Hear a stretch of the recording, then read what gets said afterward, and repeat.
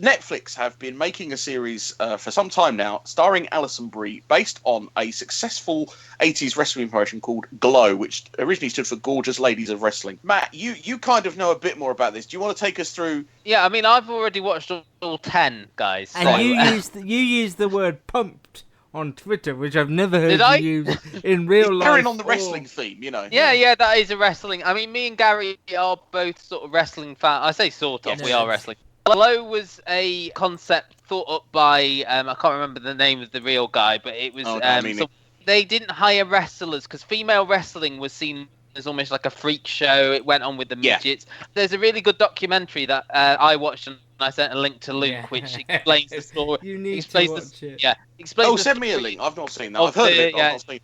Which it ran from 1986 to 1990. This isn't like a sort of retelling, strict retelling of the actual basis of the Glow. You know, there aren't any characters from that series, but the characters in this are sort of composite versions of some of the characters. Yeah. It's all about creating these larger than life sort of stereotypes. Alison Brie in this plays Ruth, who's a struggling actress, works as a waitress. She plays this actress who the casting director gets in when the director says, I want a normal girl, and then they see her and realise they don't want a normal girl. Through this casting director gets her an audition for this thing where they're looking for unconventional women, turns up at this gym and finds out that it is Glow, and all the women there are sort of a bit strange. They've got like stunt actresses, you've got hairdressers, and one of them is Kate Nash from Foundations. Yeah.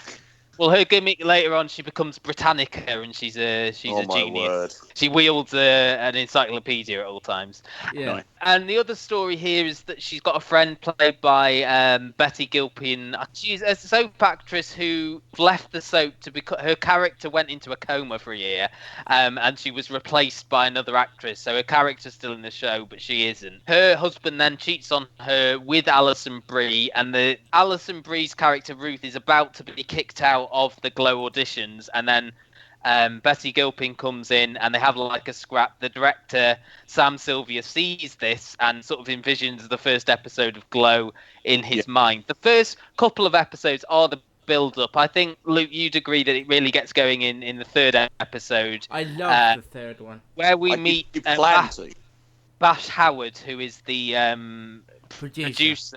He's like this 25-year-old trust fund kid who's using all of his mum's money. I think the family have got a tinned food company. He's the big wrestling fan. Sam Sylvia, who's this like B-movie director who he hires, who's directed all these sort of trashy films. He's doing Glow so he can get his next film funded, which is like an edible time travel film. And even though their wrestling characters are based on the stereotypes of when you look at them, the actual show Glow makes them anything but stereotypes. I think there's 14 women in total. There's great chemistry between all the actresses. I mean, it's ironic that we're talking about two shows when we were talking about the CBS trailers that are like, there doesn't seem like a lot of humour in them, but they seem quite gentle. And this has that in a way that it's more about the characters.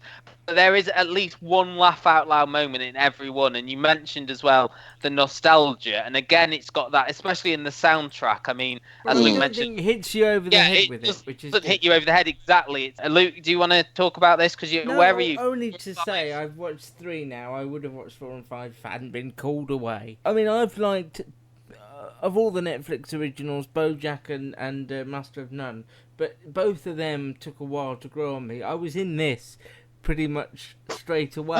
Such an easy watch, this. Yeah, it's incredibly easy to watch. The only thing that worried me was how different episodes 1 and 2 are. How do you mean? No, episode 1's a setup though, isn't it? Yeah, but 1 is kind of more like a movie, and then 2 is like we're straight into, like in 1 everything is explained, and then in episode 2 we're coming straight into sort of training. But this all to me feels like one big movie. It is the setup to the first 5-hour movie, first the first show doesn't occur until the last episode. It is the build up to the first show. Okay. Everybody in it is really likable. Even Mark Maron, who's this sort of, it's not evil, but sort of hard taskmaster with a vile mouth. And there's a great twist towards the end that I personally didn't see coming, which is really like, oh, okay. I'm really Actually, looking forward to seeing the rest.